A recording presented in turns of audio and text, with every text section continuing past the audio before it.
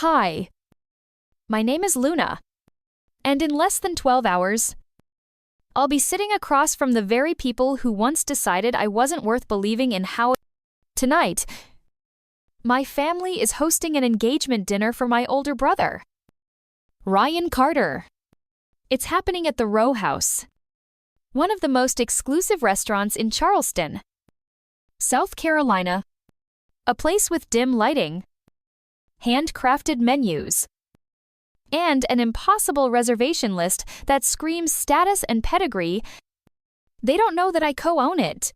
That detail, like so many others about my life over the past 6 years, has remained carefully hidden, not out of shame, but because I needed to see something. I needed to know if they thought I was still struggling, still the outcast. Would they treat me any differently? Would they show me basic respect?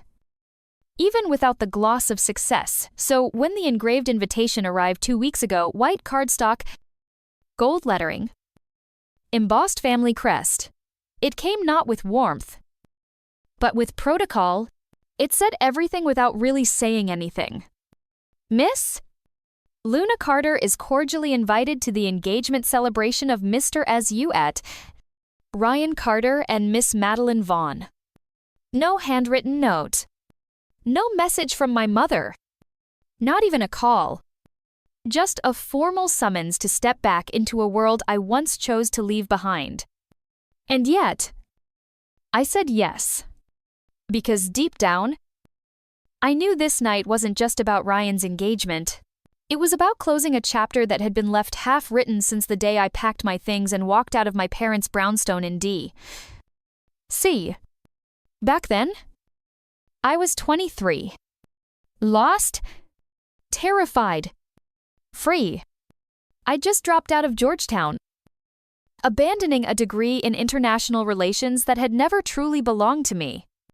Everyone said I was throwing my life away. My father, Senator James Carter, called it a derailment. My mother, Dr. Elizabeth Carter, said I was suffering from romantic delusions. What I was really suffering from was a hunger, a pull inside me I couldn't ignore. I didn't want to write policy briefs. I wanted to capture real people. I wanted to tell stories with light and shadow and soul lied. I wanted to become a photographer. Not the fashion kind. The kind that documents lives raw, unrehearsed, and aching with truth. They didn't understand. Maybe they didn't want to. After all, the Carter legacy didn't leave room for detours. My brother Ryan had already graduated top of his class from Yale Law. He was clerking for a federal judge when I walked away from the path we were both supposed to follow. That night, I told them I was leaving school to pursue photojournalism. My father barely looked up from his scotch. "You think this is brave," he said, his voice flat. "It's foolish. You'll come crawling back within a year." My mother stood silently, her arms folded across her designer blouse. When I said I didn't need their money, she didn't argue. She just nodded once, coldly, like she was making peace with a daughter she no longer recognized. They cut me off that night, not just financially, but emotionally. The silence that followed was louder than any scream. No calls, no texts, just absence. And so I moved to Austin, Texas. With a second-hand camera and enough savings to last maybe a month, I worked as a barista during the day, shot weddings and street portraits on the weekends, and spent my nights editing photos in a tiny apartment I shared with 2 other women trying to make something out of nothing. There were nights I cried myself to sleep out of sheer exhaustion. Days I doubted everything. But slowly, I found my rhythm. I found my eye. My work started getting noticed, first locally, then beyond. A portrait I shot of a homeless veteran beneath a freeway overpass went viral. That photo changed everything. It caught the attention of a senior editor at National Geographic. who offered me a small assignment, my first real break. From there, the opportunities came slowly but steadily. I traveled across Appalachia documenting communities forgotten by mainstream media. I captured the faces of hurricane survivors in Louisiana. I followed migrant families on their journey north through the desert. My camera became my voice, my passport, my armor. And now, at 29, I have my name on the lease of the Row House, a culinary and creative space I helped design alongside one of the country's rising chefs. We created something honest, beautiful, and alive. It's not just a restaurant. It's a reflection of all the things I was told had no value. And tonight, my family will walk through its doors, sit under the chandeliers I chose, eat from a menu I helped craft denadoubt.coms.com, and have no idea whose world they're entering. I don't plan to reveal anything, at least not right away. Maybe it's petty. Maybe it's foolish. But part of me wants to see how they speak to me, how they treat me, when they still believe I'm the failure. When I'm not hiding behind magazine features or photo awards or business titles, just Luna, the disappointment, the dropout, the one who never quite fit the mold. So I take a deep breath as I zip up my dress black. Minimal, elegant, and quietly expensive. The kind of outfit that speaks without shouting. I tie my hair into a low knot, slide on a pair of heels that still carry the dust of 100 gallery floors, and grab my keys. Tonight, I'm not going to seek approval. I'm going to reclaim my place not in their world, but in my own. And if you've ever had to walk into a room full of people who doubted you, if you've ever carried a dream no one else understood, then maybe, just maybe, you'll understand exactly why I said yes. Because sometimes, the hardest reservations to make are the ones with your past. Growing up as a Carter meant living under a microscope polished to perfection. Our family didn't just carry influence, we embodied it. Sunday brunches came with foreign dignitaries. Dinner conversations circled around Senate votes and hospital mergers. And family vacations. They weren't about relaxing. They were strategic networking retreats disguised as ski trips or vineyard tours. Even our smiles were curated for holiday cards and campaign photos. In our world, image wasn't everything, it was the only thing. Senator James Carter, my father, built his life around discipline and distinction. He wasn't the kind of man to raise his voice. He didn't need to. A glance from him could correct your behavior quicker than any shout. He carried himself like a courtroom verdict.com. Calculated. Final. My mother, Dr. Elizabeth Carter, was no less powerful. While my father shaped public policy, she shaped minds and institutions, a Harvard-trained neurologist. She ran pediatric departments, the way generals ran armies, precise, effective, and unflinchingly efficient. Her expectations weren't spoken. They were understood. You didn't just represent yourself in our family. You represented the Carter legacy and legacies. By nature, we're not to be stained. That's why they built us, me and Ryan, like monuments. Ryan was the obvious heir to the family throne. He was composed, brilliant, and meticulous. The kind of kid who color-coded his textbooks and wore button-downs to 8th grade. My parents adored him. Every accolade he earned was another feather in the Carter crest. He spoke at leadership summits before he could legally drink state.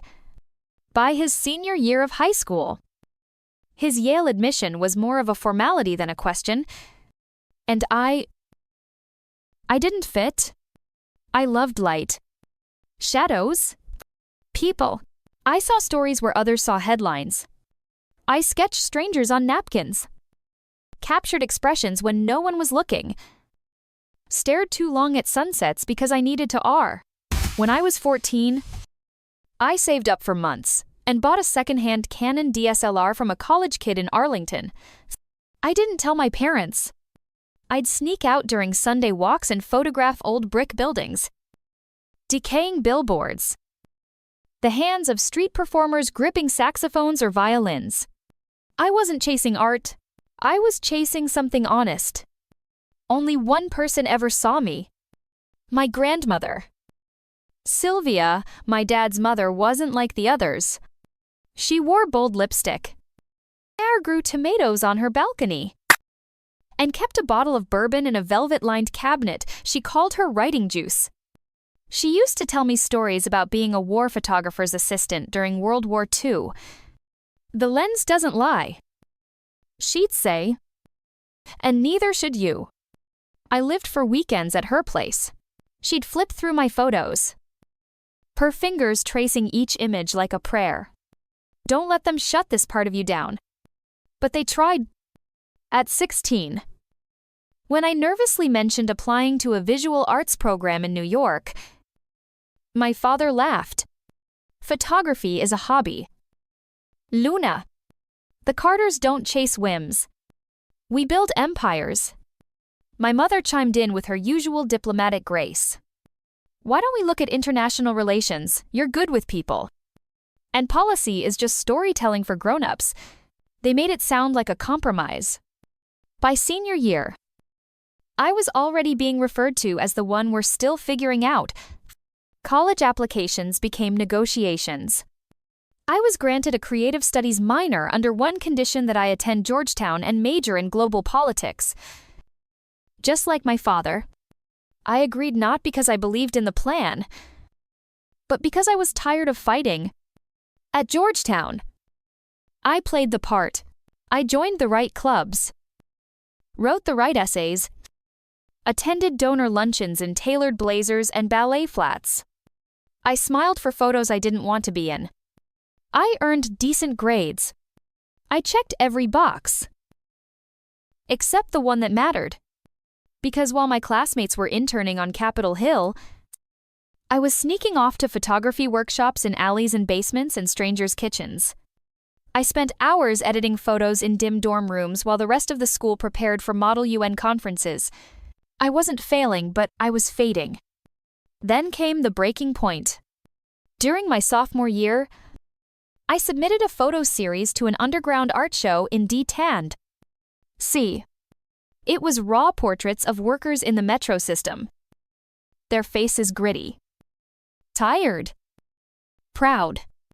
The series caught some unexpected attention. A local online journal featured my work. Somehow, a printed copy of the article made its way into our family's mailbox. At dinner the following week, my father held up the magazine like it was evidence in a criminal case. "Tell me this isn't yours." I didn't answer. I didn't have to. "Do you have any idea how this reflects on this family?" he said. His voice low. Controlled. Dangerous. My mother didn't say a word. She just looked at her wine. Like maybe if she stared hard enough, it would drown the moment. That night, I packed a bag. I didn't make a speech. I didn't ask for anything. I just left. I stayed on a friend's couch in Austin for the first 2 weeks. Found a part-time job at a cafe. Took on small gigs, weddings, portraits, events, anything that paid in cash or exposure. I survived on oatmeal, instant ramen, and ambition. I worked until my fingers cramped and my eyes burned. It wasn't glamorous. It wasn't Instagram-worthy. But it was real. And for the first time in my life, I felt like I was living on my terms. No campaign signs. No curated smiles. Just me, my camera, and a city full of stories waiting to be told. I was no longer a Carter in the way they'd defined it. But I was finally becoming Luna in the way I needed to be. The early days in Austin were anything but easy. I rented a room above a dusty little bookstore owned by a retired professor who paid more attention to his cat than to me. The walls were thin. The heater barely worked. And the plumbing sang at night like an old jazz trumpet. But it was mine. Mine in a way nothing had ever been before. By day, I worked at a coffee shop on South Congress early shifts, and coffee shop on South Congress early shifts. Lots of foam art. Sticky counters. And regulars who tipped in stories instead of dollars. And by night, I wandered the streets with my camera slung around my neck, chasing light and movement and whatever truth I could find between shadows and headlights. I wasn't chasing fame. I was chasing moments. A father tying his daughter's shoelaces, an elderly couple dancing to a street musician's violin, a man crying silently at a bus stop, gripping a folded photo in his palm like a lifeline. These weren't headlines. They were human. And they mattered to me. One evening, I stumbled into an open mic night at a warehouse gallery tucked behind a taco truck. I didn't have anything to show. But I watched poets, singers, painters, all bearing pieces of themselves like it was church. The air buzzed with vulnerability and rawness I'd never seen at Carter fundraisers. At the end of the night, a woman named Ray approached me. She had purple braids, paint on her jeans, and an energy that refused to be ignored. "You got the eyes of a storyteller," she said. "Next Thursday, bring your stuff." So I did. I printed a dozen photos on borrowed paper using a second-hand printer that jammed every 10 minutes. I clipped them to string with clothespins and hung them on a rusted chain-link frame someone had left in the alley. My gallery looked like it had been built in a storm. But when people stopped to stare, when they leaned in close, when they asked about the man at the bus stop or the couple with their eyes closed mid-dance, I felt something shift. I was being seen not as a Carter, not as someone trying to escape a legacy, but as someone with something real to say. Ray became my first true ally. She introduced me to the art scene, the real one. Not the glossy magazine features or gallery openings with cheese cubes and fake laughs, but the underground, messy, breathes through the cracks scene. People who lived in vans and painted murals at dawn. Folks who didn't need permission to create. They just did it. We hosted pop-ups in laundromats and parking garages. We sold zines out of backpacks. I shot portraits for bands who paid me in tacos and bus fare. And slowly, something resembling a reputation began to take form. Not viral, not loud, but steady, rooted. A year in, I was invited to showcase at a citywide art crawl. It wasn't the MoMA, but it mattered. I spent 3 weeks curating a new series, portraits of people in transition, the in-betweeners, the not quite there yet, the ones still building their bridge while walking on it. The night of the crawl, the gallery was packed. My section sat between an abstract expressionist who painted with mop heads and a sculptor who only worked with broken bike parts. It was wild. It was alive. An older woman approached one of my photos, a girl standing in front of a boarded-up movie theater, hands in her pockets, eyes defiant. "She looks like she knows something." The woman whispered. "She does," I said. "She knows she's not waiting for anyone to save her." The woman nodded. "Ice Misty. Reminds me of someone I used to be." That night, I didn't sell every piece, but I sold enough to pay rent without borrowing. And more importantly, I realized something: I wasn't lost anymore. I was becoming. I didn't have to prove anything to my family or to the world. I just had to keep showing up, keep seeing, keep telling stories. And for the first time, I believed I could build something with this. Something real. Something mine. Momentum is a funny thing. It doesn't ask if you're ready. It just shows up and dares you to keep up. After the art crawl, I began getting more offers, small gallery showcases, invitations to local panels, features in indie magazines. The name Luna Carter started to carry a quiet buzz in certain circles. And for the first time, it wasn't followed by questions about my father. One day, an email hit my inbox from an editor at a publication called Front Porch America. They specialized in stories of everyday people. Unscripted beauty. Unfiltered truth. The editor, Janine, said she'd seen my series on the In-Betweeners and wanted to know if I'd be interested in contributing photo essays. She didn't just want portraits. She wanted stories, interviews, humanity in full color. I said yes before I even finished reading the email. That gig changed everything.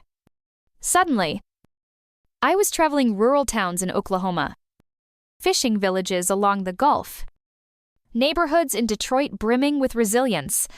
I photographed a high school football coach who spent every Sunday cleaning up abandoned lots, a woman who taught ballet in a church basement for children who couldn't afford studio lessons, a former gang member running a boxing gym for at-risk teens. The more people I met, the more I realized how wrong I'd been to think power only lived in marble buildings or Ivy League corridors. Real strength, real beauty, lived in resilience. In wounds turned to wisdom. In people who kept showing up even when no one noticed. But success has a shadow. One night, after a particularly emotional shoot in a tornado-struck town in Kansas, I came home to a voicemail from my father. His voice was clipped, formal, like he was reading off a statement. He'd seen the article in Front Porch about the former gang member Entree Insure Onchi AG8. We can't have our name associated with that sort of thing. He said, you need to think carefully about what you're doing. Luna? I didn't call him back. But the words stuck. No matter how far I traveled, how many stories I captured, the shadow of the Carter name loomed. And the truth was, I wasn't immune. Deep down, I still wanted my family to see me, not just see my work, but truly see me. That desire led me into a trap I didn't see coming. A major news network reached out, one of the big ones. They wanted to feature me in a segment on New Voices in American Storytelling. It was national exposure. They offered a handsome fee, a production crew, even their PR team to polish the messaging. It sounded perfect. Except it wasn't.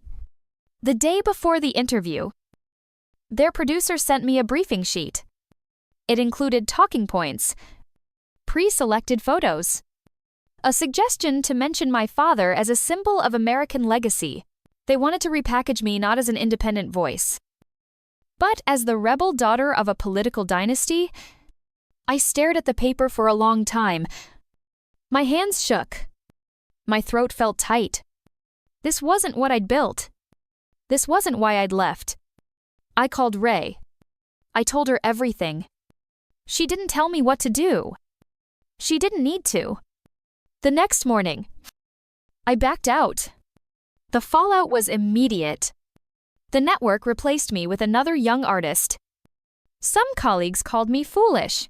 Even Janine, though supportive, admitted she was disappointed. But deep in my gut, I felt peace. Because integrity matters. And this journey was never about fame. It was about truth. I went back to the streets. Back to the people. Back to the real work. And slowly, in the world I was building began to feel like home again. I wasn't the girl who needed approval anymore. I was the woman who knew her voice and was finally brave enough to protect it. There was something strange about the way the world slows down when you finally stop running. After I walked away from the television network deal, I took 2 weeks off. No cameras, no deadlines, no interviews, just me. A journal. and long walks through the neighborhoods that had become my quiet classroom. I watched the world breathe, kids drawing chalk murals on sidewalks, a woman singing softly while hanging laundry, a mailman who stopped to pet every dog on his route like it was the best part of his day. Sometimes you need to lose an opportunity to remember why you started. One afternoon, I sat in a small diner off the freeway. My coffee was cold, and my mind was louder than the jukebox playing old blues tracks in the background. A man across from me had a scar that ran from his cheekbone to his jaw. He noticed my camera on the booth seat. "You, a photographer?" he asked. "Trying to be," I said with a half smile. He nodded. "Used to be a welder." Did that 30 years before the accident? Still wake up thinking I've got sparks flying off my hands. I asked if I could take his portrait. He didn't smile. Didn't pose, just stared out the window as I clicked. And when I showed him the image, he didn't say anything at all, but his hand brushed his cheek like he was seeing himself for the first time in years. That photo ended up as the centerpiece of my next series, The Ones Who Stayed. I traveled for 3 months towns with populations under 500 seat, places not found on most maps. Communities where the factories had shut down but the people stayed anyway. I met a retired teacher who still ran a book club in her garage. A young man who fixed shoes because his grandfather once did. A pair of sisters who reopened their parents' diner just to keep the smell of pancakes and home alive. They didn't chase legacy. They didn't demand recognition. They just stayed. Built. Carried on. When I returned to Austin, Ray helped me curate the exhibit. We called in every favor we had, cleaned out an old train depot and turned it into a gallery for the weekend. No red carpet. No champagne. Just people, stories, and photographs strung up with wire and clothespins like the first show I ever did. On opening night, I spotted Janine from Front Porch America in the crowd. She didn't say much, just hugged me and whispered, "This is why you matter." Later that evening, I was approached by a professor from the University of Texas. She ran a new storytelling fellowship focused on visual anthropology. She asked if I'd ever considered teaching. Teaching. The word hit me sideways. Me, standing in front of a room, sharing what I'd learned, mentoring others. I'd always felt like the student, but maybe that was the point. The best teachers never stop learning. I joined the program that fall. My first class was a group of 10 wildly different students, some with fancy cameras, others with just their phones, but all of them burning with questions. I didn't lecture. I told them stories.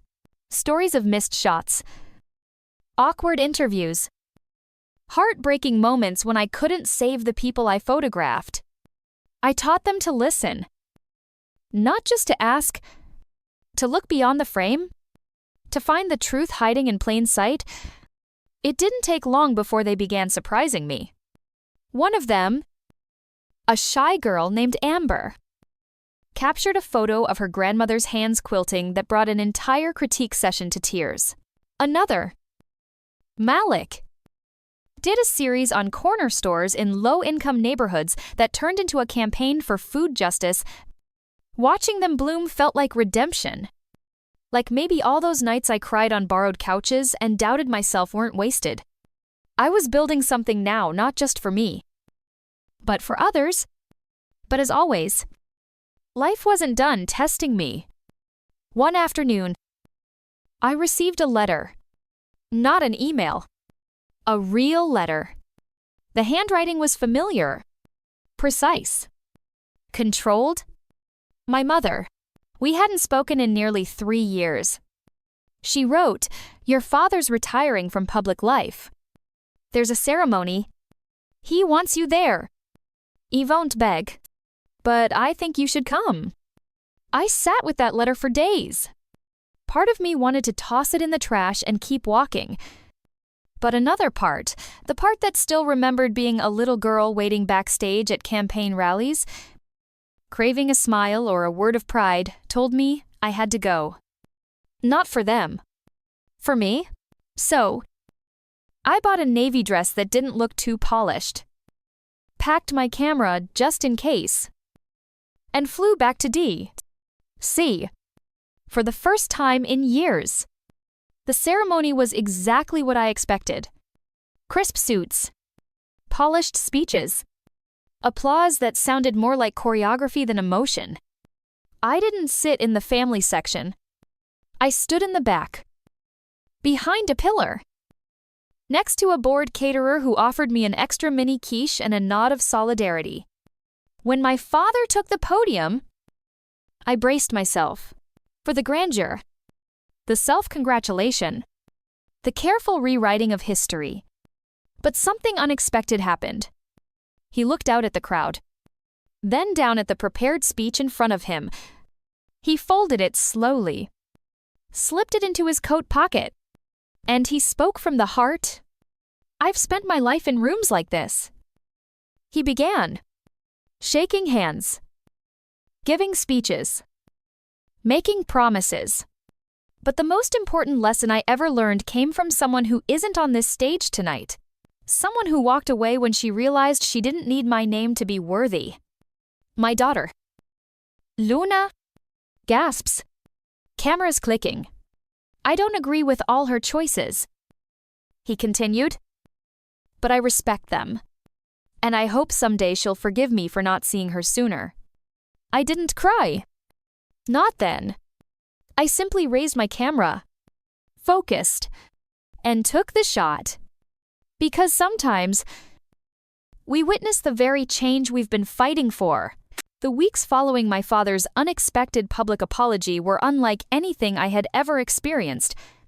The man who had once dismissed my work as childish and self-indulgent now spoke about it carefully, vaguely, but with respect during a televised town hall. He didn't mention me by name. But when he described a photo series capturing the dignity of those forgotten by the system, I knew he was talking about me. And suddenly, I didn't know how to feel. Relief, anger, hope. None of it settled neatly. I didn't rush to call him, and I certainly didn't forgive him overnight.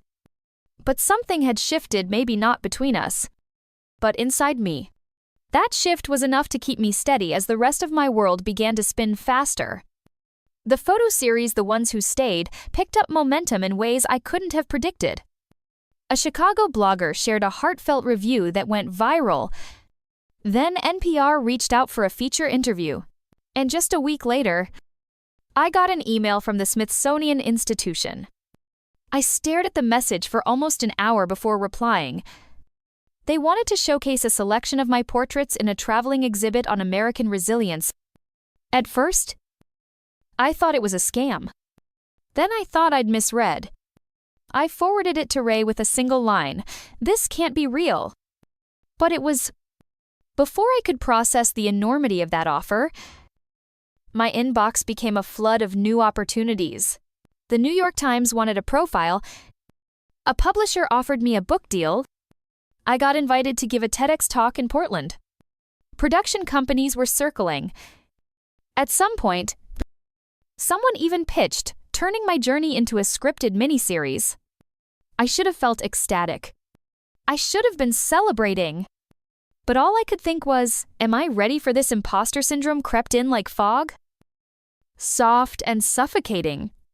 Every time someone called me a visionary, I wanted to disappear. I wasn't a visionary.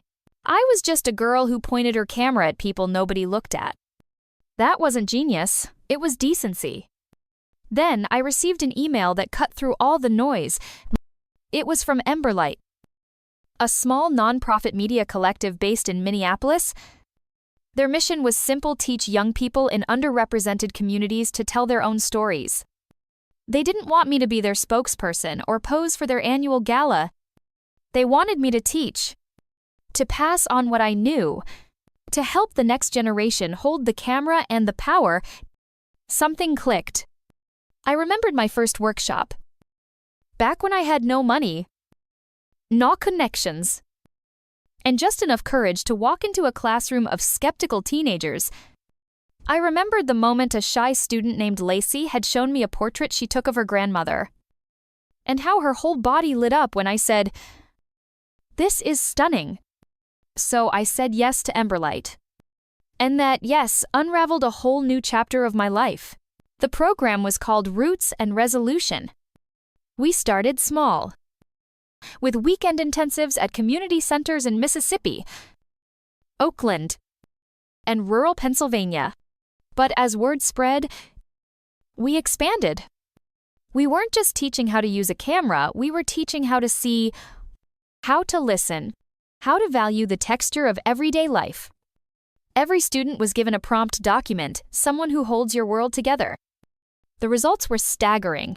A 12-year-old boy in Detroit photographed his older sister braiding hair on the front porch for neighborhood girls, capturing the way her hands moved like poetry. A high school senior in South Carolina made a short film about the janitor who stayed late every Friday so the theater kids could rehearse. A native teen in New Mexico documented his great-grandfather harvesting corn with bare hands in silence, against the backdrop of a slowly vanishing tradition. Each story broke something open inside me.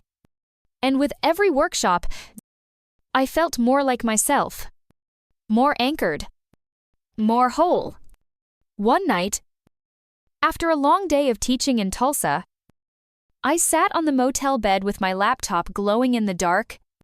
I watched a student's film about her mother working 2 jobs and still finding time to sing her to sleep. As the footage faded out, I burst into tears. Not because I was sad, but because I was finally where I was meant to be. I called Ray. "You sound different," she said. "I feel different," I said. This is it. This is the work." And it was. That fall, we held our first student showcase at a public library in Atlanta. Parents came in droves. Local press covered it.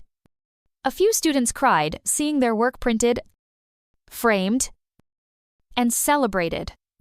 And I stood in the back, overwhelmed by what they had created and how far we had all come. People started calling me a mentor, a change maker, a voice for the voiceless, but I knew better. I was just a girl with a camera, finally telling the truth. And this time, I wasn't alone. When I received the invitation to speak at the Pacific Youth Arts Summit in Seattle, I hesitated. Public speaking wasn't my strength. My confidence came from being behind the lens, not in front of a microphone. I could spend hours capturing the essence of someone's soul through a photograph, but standing under bright lights, trying to articulate my story to strangers, that felt terrifying. But Emberlight pushed me gently. "You don't have to be polished," the director said. "You just have to be honest." So I packed my nerves, my notes, and my favorite boots and flew to Seattle. The auditorium was a sea of anticipation. Teenagers with sketchbooks, digital cameras, and piercings. College students with tired eyes and hungry questions. They were all dreamers. Like me once. Before I knew what to do with the noise inside my heart, I took a deep breath, walked to the stage, and spoke. I used to think legacy was something you inherited. I began. A name, a reputation, a weight on your shoulders. But I've learned something else. Legacy can be chosen. Legacy can be built. Silence. Then I told them the rest. Not the polished version, the real one. I talked about fear, about my failures, about the nights I wanted to quit, and the voices in my head that still told me I wasn't enough. I spoke about my father, the disconnect in and the quiet healing that came not through grand gestures, but through small shifts in tone, in presence. And then I spoke about them, the young creators sitting before me. "You're not just making art," I said. "You're making space for truth, 4 questions. For possibility, the applause was warm, but it was the conversations afterward that broke me open. Students came to me one by one, some shy, others tearful, and shared their fears.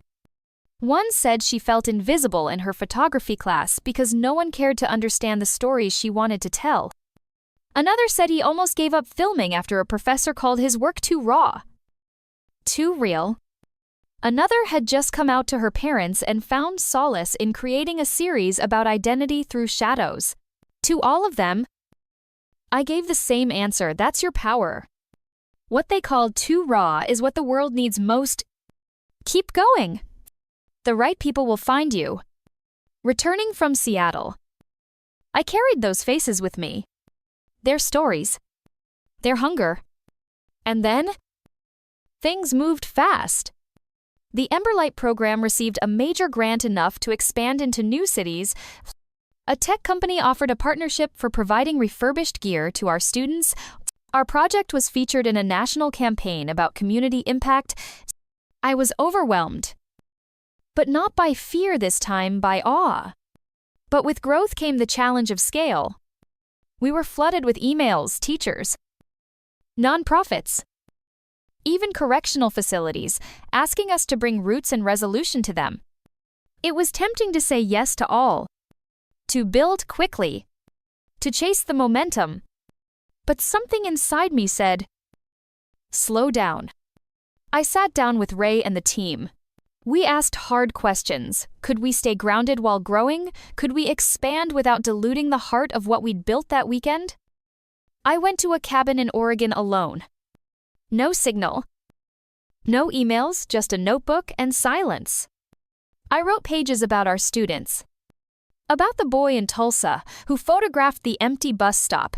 His mother waited at every morning at 5 a.m.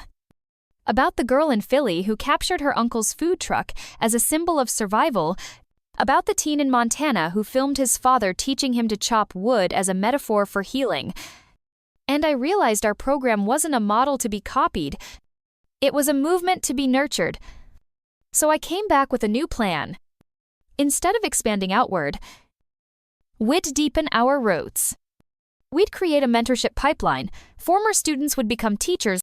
We'd build partnerships with local organizations that already knew their communities. We'd offer microgrants and storytelling kits for students to start their own media hubs. This wasn't the glamorous path.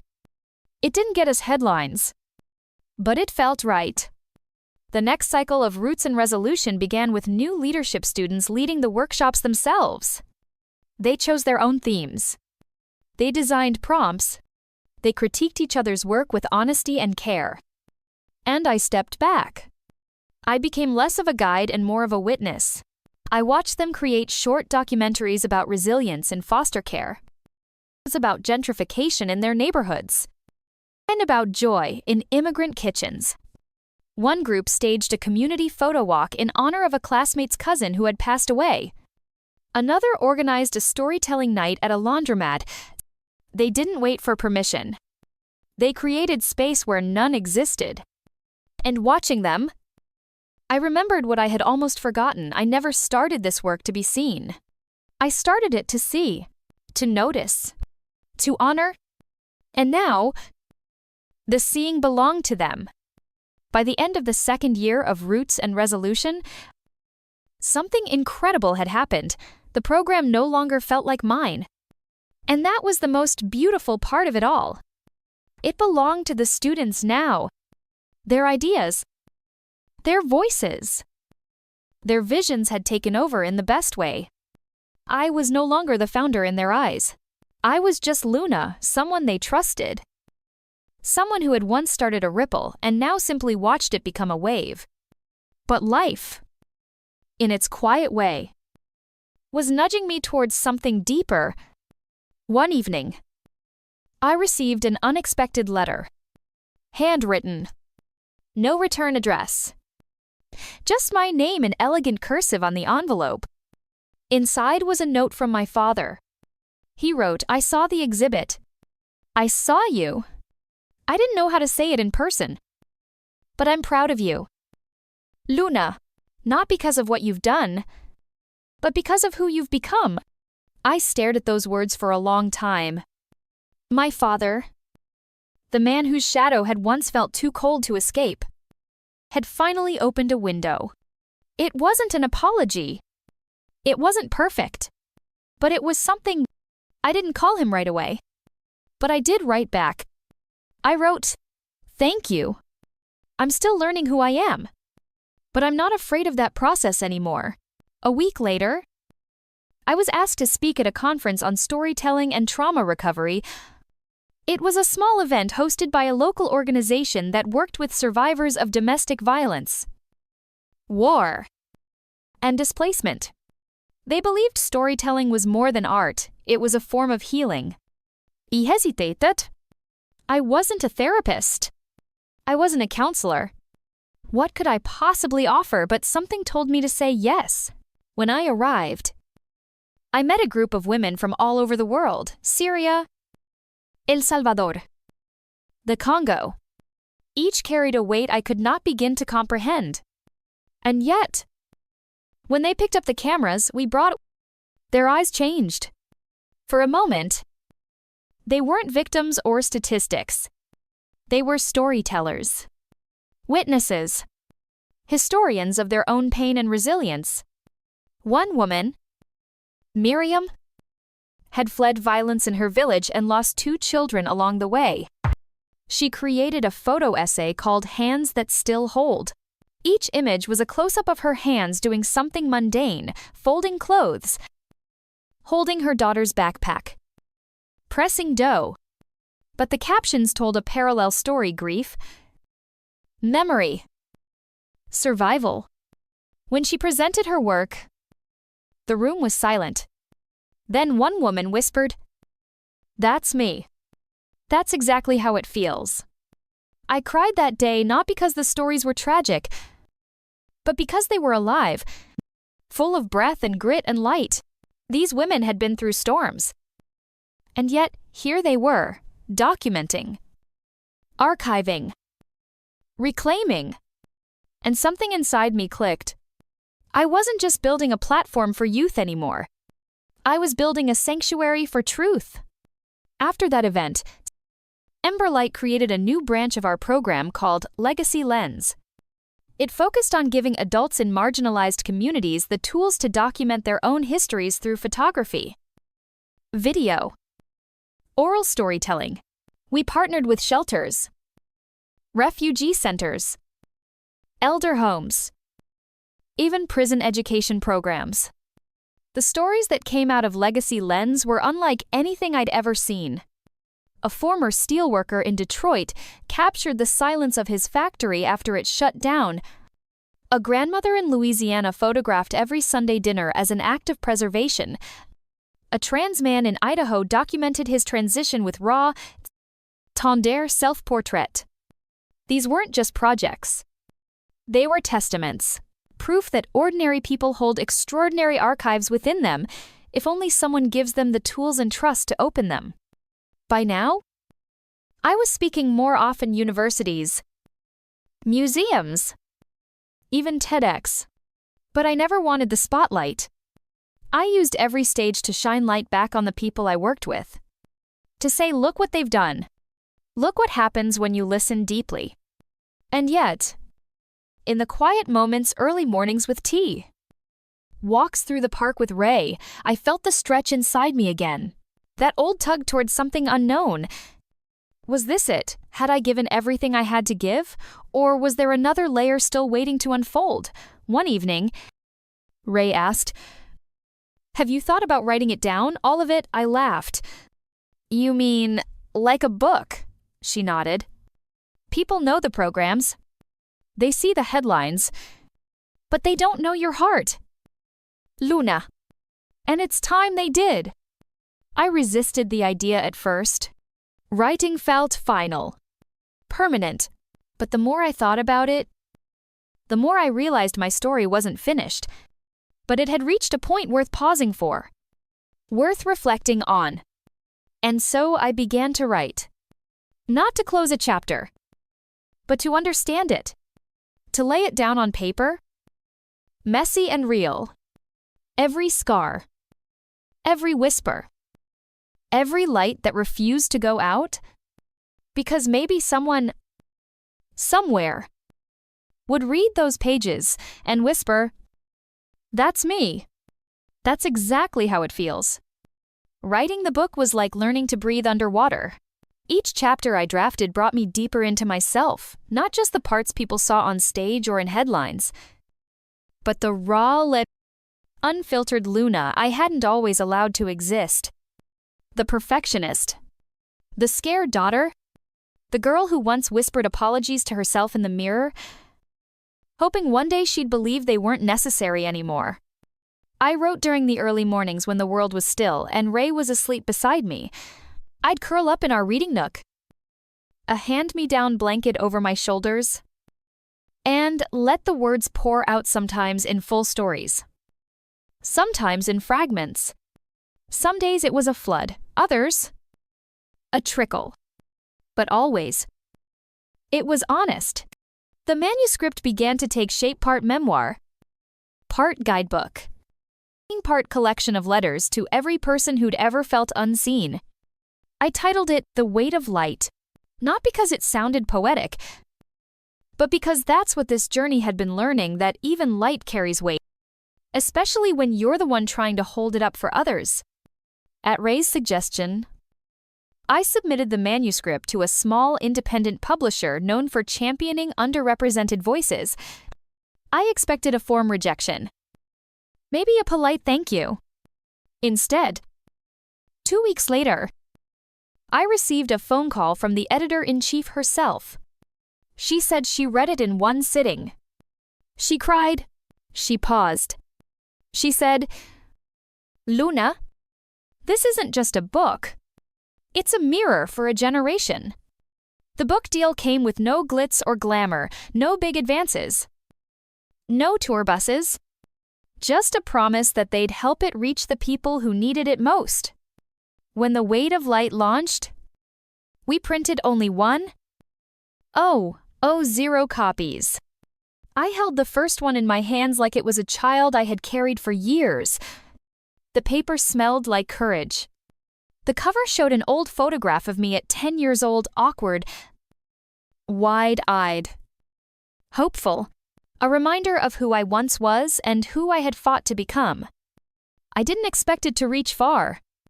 But sometimes, things have their own plan.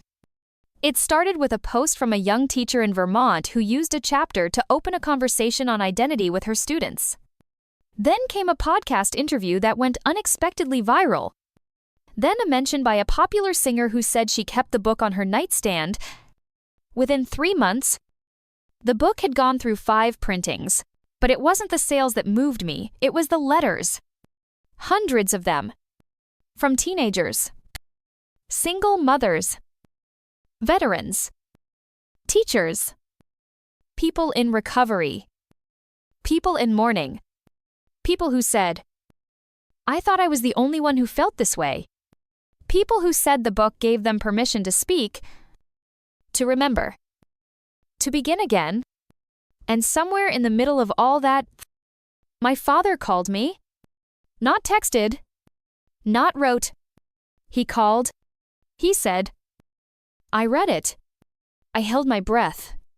I didn't understand everything, but I understood enough. And I want to try. We didn't become best friends overnight. We didn't erase the past, but we began the slow, brave work of building something new. A different kind of legacy. One where silence was no longer the glue. At one of my small book events, a woman approached me with tears in her eyes. She had lost her daughter to suicide and said she hadn't spoken about it in 5 years. But after reading one particular letter in the book, she wrote her daughter back. Just a note. Just 1 page. But it cracked something open in her that had been locked away for far too long. She whispered, "You reminded me that grief isn't an enemy. It's a language. One I forgot how to speak." That night, I went home and cried. Because that's when I finally understood my story was never just mine.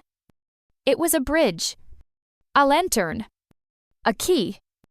The more I gave it away, the more it returned, not in fame or fortune, but in connection. The words I wrote in solitude were now part of healing I'd never get to witness. And that was enough. That was everything. I spent that winter visiting small towns and inner-city libraries. Not to promote, but to listen. To host story circles where others could share what they were still carrying. Some had just begun their healing. Others had lived entire lives without speaking their truths. I didn't always have advice. I rarely had answers. But I had presence. I had ears. And often, that was enough. Late one snowy evening in Minneapolis. After a story circle with a group of foster youth, a teenager named Zion asked, "Why do you keep doing this? You already made it." I smiled. Because making it isn't the point. Giving it away is. Zion's words stayed with me long after that night. I couldn't sleep. I kept replaying his face. The earnestness in his eyes. The way he asked, not just with curiosity, but with longing. Longing to believe that success wasn't something you locked away once you reached it. That maybe, just maybe, you could still be successful and stay close to the people who needed you most. The next morning, as snow fell quietly on the city, I walked to a nearby diner. It was nearly empty, just a cook in the back and an elderly couple sipping coffee. I ordered pancakes and sat in a booth by the window, watching the flurries dance on the pavement. And I wrote. Not in a journal. Not for a book, but a letter to Zion. You asked me why I keep doing this. It's because healing is not a straight line. It's a spiral. And every time I sit with someone like you, I'm reminded of the parts of myself I haven't healed yet. You remind me to stay tender, to stay brave. And because when I was your age, I needed someone to show me it was okay to keep showing up even when it hurt. Thank you for being that someone for me. I didn't know if I'd ever see him again. But I left the letter at the youth center's front desk with his name on the envelope. No return address. Just for Zion. A week later, I received a photo in my inbox, Zion holding the letter, smiling, eyes glistening. And beneath it, a caption he'd written, "We're not alone. We're just waiting for someone to say it out loud." I printed the photo and pinned it above my desk.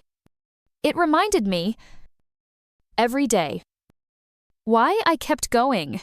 That spring, Emberlight received a grant to open our first storytelling studio, a small space in Philadelphia with creaky floors, tall windows, and more heart than square footage. We filled it with secondhand furniture, donated equipment, and a mural painted by one of our youth photographers. On the wall in bold letters, it read, "Your story begins the moment you choose to tell it." And every person who walked in, young or old, joyful or grieving, added something to the story of that room. It became more than a studio. It became a sacred space. A place where truth didn't have to be pretty to be honored. By the time summer came, The Weight of Light had been translated into 5 languages. I began receiving invitations to collaborate with organizations overseas, youth centers in Kenya, community spaces in Brazil, trauma recovery collectives in South Korea. I couldn't be everywhere. But the movement didn't need me to be. Because Emberlight wasn't a brand. It was a heartbeat. And it was beating in places I never dreamed it could reach.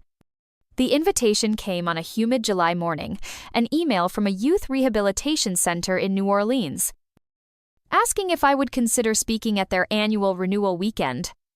At first, I almost declined. My schedule was full. And emotionally, I was drained. But something about the way they described their program, a space for young people reclaiming their stories after incarceration, addiction, or trauma made me pause. I thought of Zion, of the letters, of the spiral of healing I kept finding myself in. 2 weeks later, I stood before 50 teenagers in folding chairs. To their faces a mix of skepticism and silent hope. The room smelled of sweat and old carpet, and the air conditioning wheezed with effort. I took a deep breath, stepped up, and didn't give a speech. I told a story, not about success, about failure, about the time I almost walked away, about the night I sat on my kitchen floor, convinced I had nothing left to give, about how it was only in that collapse that I realized healing doesn't always come as a roar sometimes. It whispers. The room was silent when I finished. Then a girl with a tattoo on her wrist raised her hand and said, "So, you mean we don't have to be perfect first?" I smiled. "No. You just have to be willing." That evening, we held a writing session. They scribbled letters they'd never send, drew maps of pain and circles of hope. Some shared. Some cried. Some simply nodded in quiet acknowledgement that their story mattered, even if the world hadn't told them so yet. It wasn't a breakthrough. It was a beginning. Later that night, walking back to my hotel through the sticky heat of New Orleans, I thought about how far Luna Carter had come, not in miles, but in truth spoken, in people seen, in shame shed like old skin.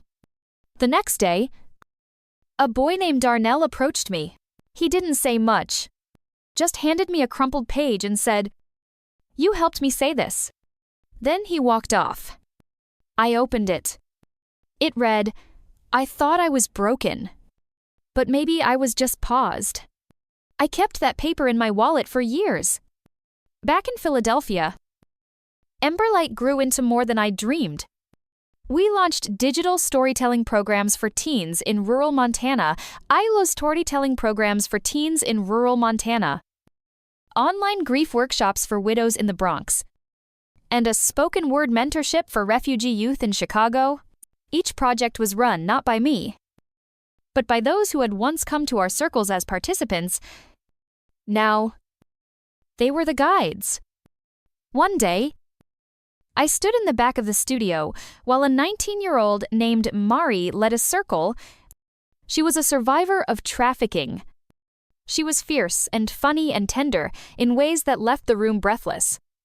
I watched her speak, and I saw echoes of Ray, of myself, of the girl who once stood trembling before a mirror in silence, except Mari wasn't trembling. She was blazing, and that's when it hit me I wasn't the fire. I was the spark. We held our first Emberlight Summit that fall, a gathering of storytellers, educators, therapists, and dreamers. No red carpets, no awards. Just folding chairs in a community center and a wall where anyone could post their story, their scars, their light. We called it the Wall of Becoming. On the final night, as candles flickered and music swelled, Ray took the mic. She spoke of love, of standing by someone through their unraveling dissection, of choosing each other not despite the hard seasons, but because of them. I looked at her, and my eyes welled, because somewhere between all the letters and circles and pages, I'd almost forgotten love was the soil from which this all had grown. And then she said, "I don't have a speech. I just have a question." She turned toward me. "Luna Carter, will you marry me?" The room erupted. I cried. I said yes. Not because the story was over, but because I finally believed I was worthy of writing the next chapter with someone by my side.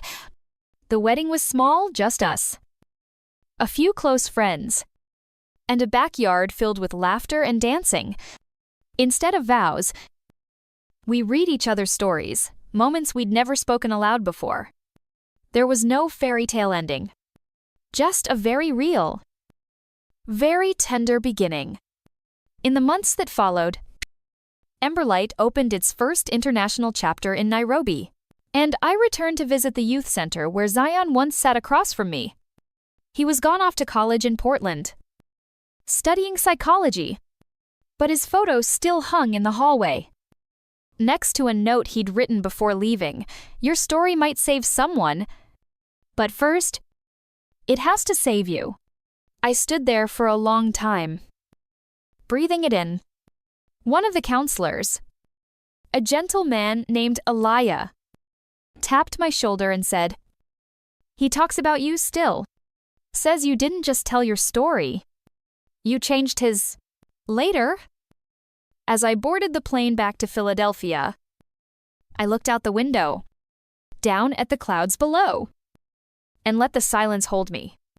Not the silence of shame or hiding, but the kind that follows healing, the kind that feels like peace. I used to think my purpose was to tell my story.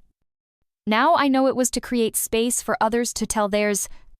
The weight of light never got easier to carry, but I didn't carry it alone anymore. And maybe that's what healing really is. Not perfection, not resolution, but choosing every single day to keep walking into the light anyway.